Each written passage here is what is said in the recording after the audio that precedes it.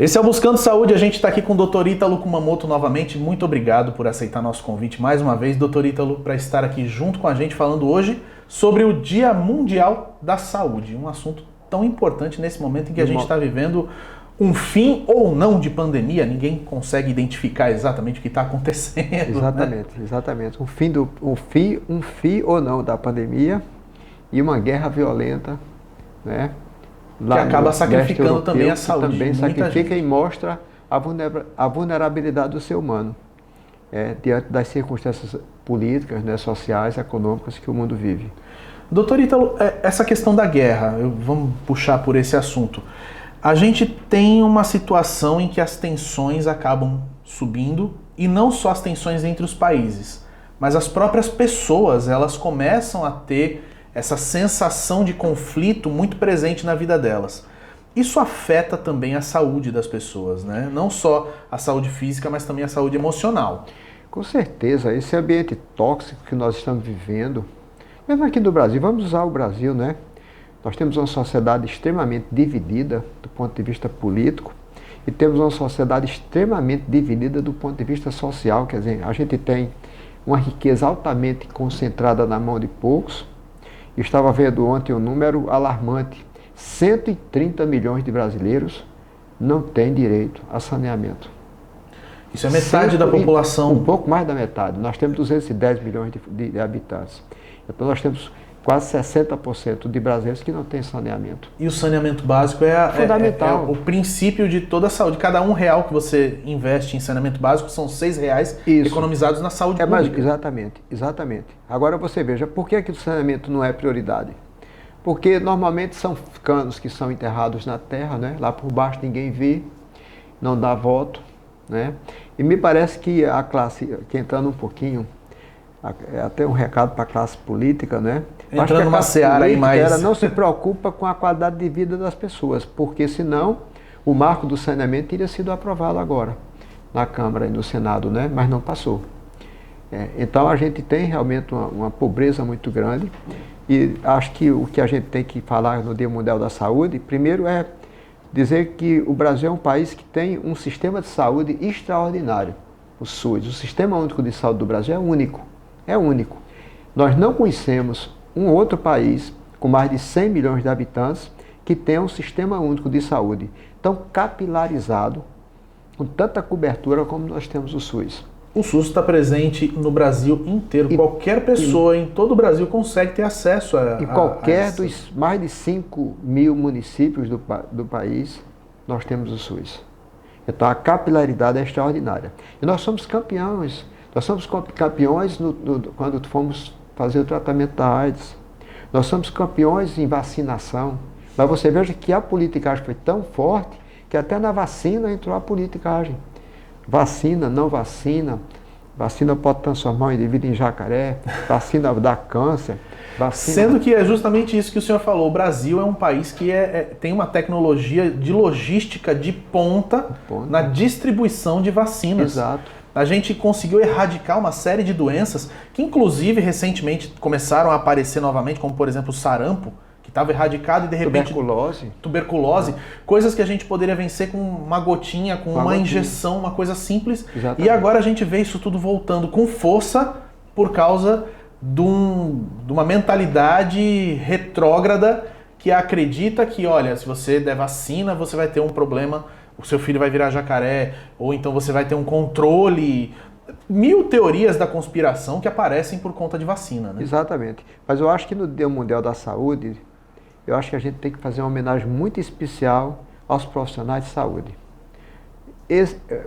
Principalmente os nossos técnicos de enfermagem, os nossos enfermeiros, os nossos médicos, os profissionais de saúde que enfrentaram essa pandemia como se estivessem todo dia convivendo com a morte, enfrentando isso no dia a dia para salvar vidas. E muitos deles, infelizmente, enfrentaram a morte. Muitos enfrentaram, muitos morreram, mas eu acho que o Dia Mundial da Saúde, nós temos que fazer assim uma reflexão profunda do significado do profissional de saúde, da importância do profissional de saúde em nossas vidas.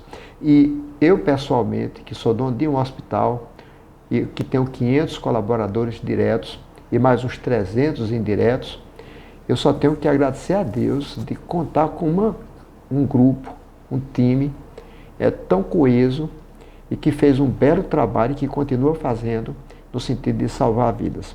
Por isso que o nosso lema é cuidando com o coração. Cuidando com o coração. Então, cuidando com o coração. Porque realmente é um belo lema. É uma missão.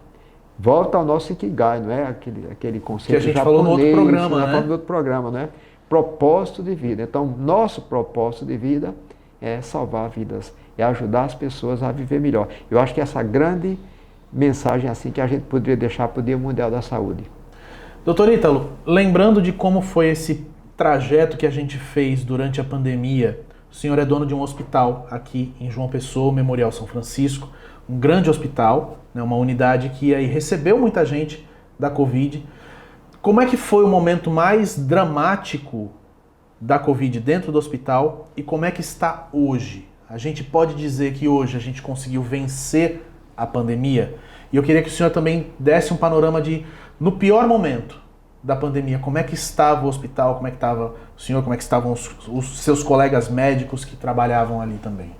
Quando começou a surgir os primeiros casos na China e que começou também na Europa, na Itália, no norte da Itália, a gente imaginou que logo em seguida chegaria ao Brasil. E me parece que no dia 16 de março de 2020, eu recebi a notícia de que a gente já estava começando a aparecer casos aqui no Brasil e em nosso hospital. E o pânico tomou conta de todas as equipes, a gente teve que afastar muitas pessoas porque não tinham condições de trabalhar e aquele momento foi muito crítico, porque de um lado, nós não estávamos preparados para receber aquele tipo de paciente.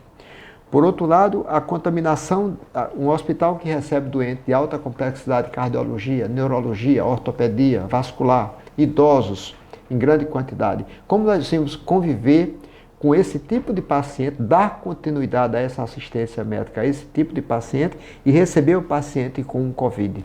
E naquele momento ainda nem se sabia exatamente como tratar esse paciente? Não sabíamos de nada, nada.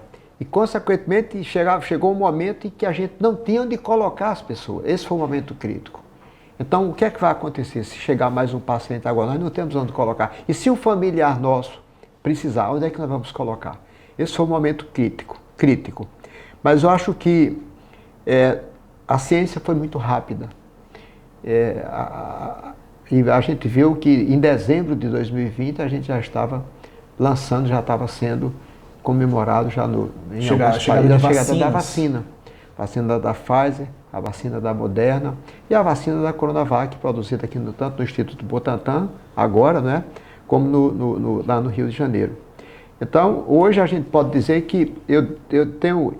A minha impressão é que o Covid vai ser uma doença comum, como a tuberculose, como a gripe, vai continuar ocorrendo, aparecendo de forma esporádica. O senhor acredita que a gente vai continuar como, por exemplo, hoje a gente tem a vacina da gripe, uma vez por ano a gente toma a vacina da gripe. O senhor acredita que com a Covid vai ser mais ou menos a mesma coisa? Uma vez por ano, campanha de vacinação da Covid, vai todo mundo tomar vacina para reforçar e tudo mais. O senhor acredita que vai ser mais ou menos esse sistema? Sim, acredito.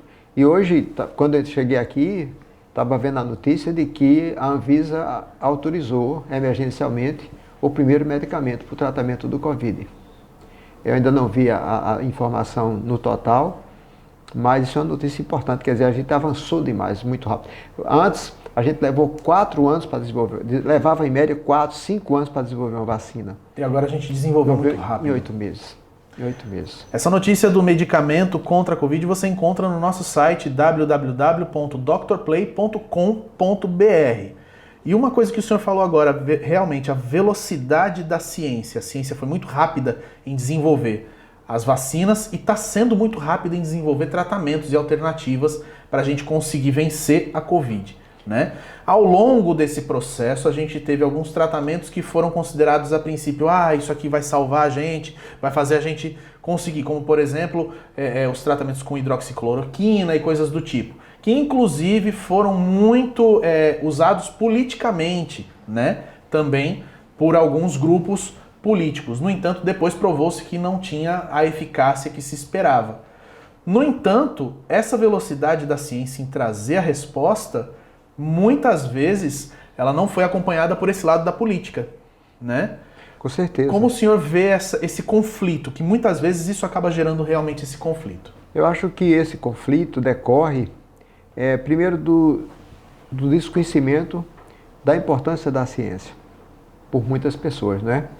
Porque, veja bem, as tecnologias hoje, baseadas nas tecnologias com moléculas de DNA, com mudanças que eu posso fazer através das moléculas de RNA, que são a principal fonte das vacinas, tipo da vacina da Pfizer, por exemplo, né? Que dá vacina, essa suspeita de que não, se eu vou injetar um RNA, uma molécula de RNA em meu corpo, ela pode, com o tempo, criar uma célula cancerosa, fazer com que eu desenvolva... E mil teorias da conspiração, se você colocar essa vacina, a China vai controlar você. Isso não existe. Mirabolantes. Isso não existe. O que existe é ciência, é muito estudo, é muito laboratório, é muitas horas de pesquisa e a gente tem que fazer os testes, como foram feitos. Quer dizer, e muita gente envolvida, né? Não é só uma pessoa trazendo a resposta. São centenas de pessoas ao Então, acabou aquela época em que eu digo, não, como eu trato essa doença? Não. Hoje eu sigo protocolos rígidos, baseados em grandes estudos, em grandes trials, como a gente chama na cardiologia principalmente, e que mostram evidência tanto do ponto de vista de eficácia como de segurança.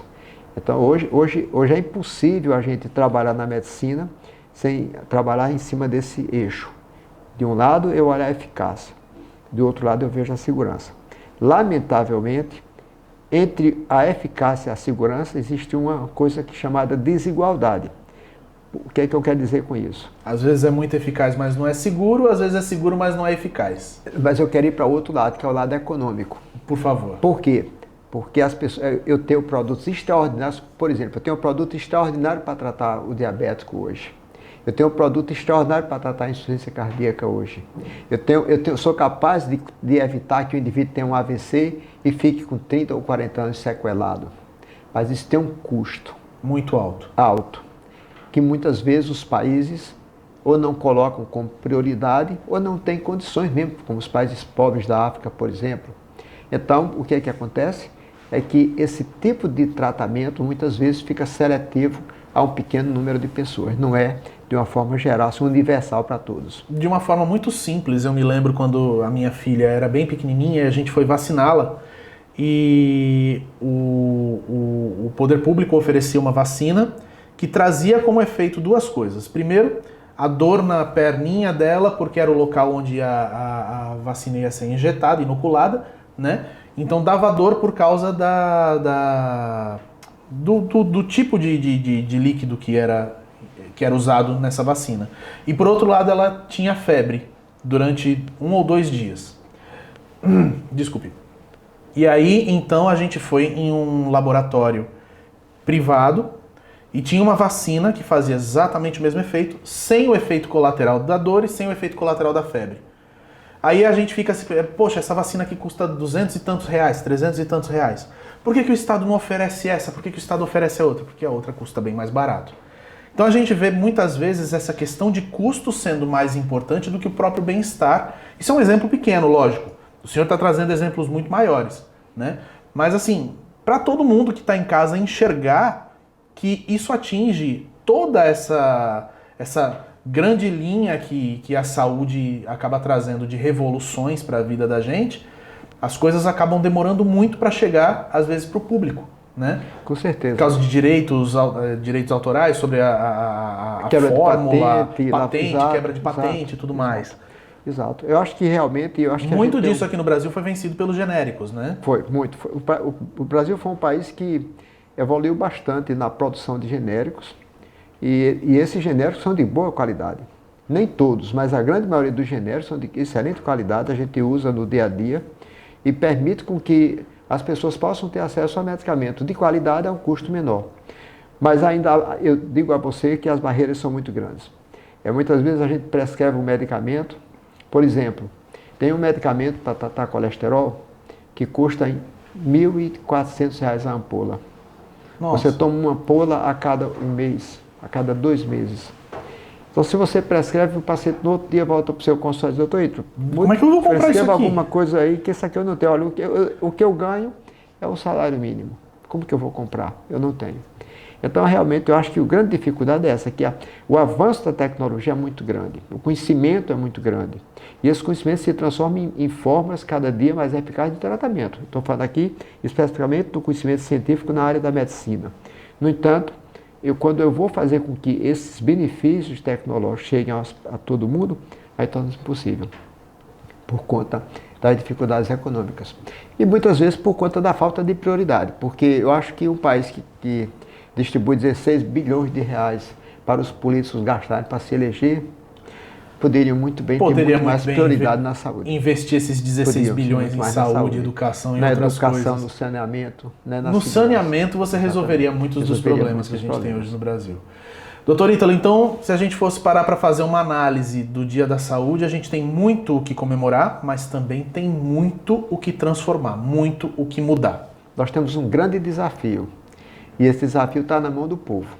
Na medida em que a população tiver condição, educação para escolher pessoas que procurem chegar em Brasília com o propósito de servir a população, a sociedade, seguramente nós vamos melhorar, não tenho dúvida. E essa deveria ser a grande mensagem do Dia Mundial da Saúde. Esse ano é ano de eleição, então escolha bem, para que você possa ter realmente representantes que lutem por interesses comuns, como saúde, educação, segurança, isso que o Brasil precisa. É isso que o Brasil precisa e está na mão de cada um de nós. Doutor Ítalo, muito obrigado e feliz Dia da Saúde para todos nós. Um feliz Dia de Saúde, principalmente para os profissionais de saúde. Aí esse foi o Buscando Saúde, eu sou João Thiago e você pode acompanhar a gente nas redes sociais. Você pode acompanhar a gente no Instagram é @drplay.tv. Também encontra a gente no site que é o drplay.com.br e no YouTube Dr. Play. Dr. Play, transmitimos saúde. Até a próxima.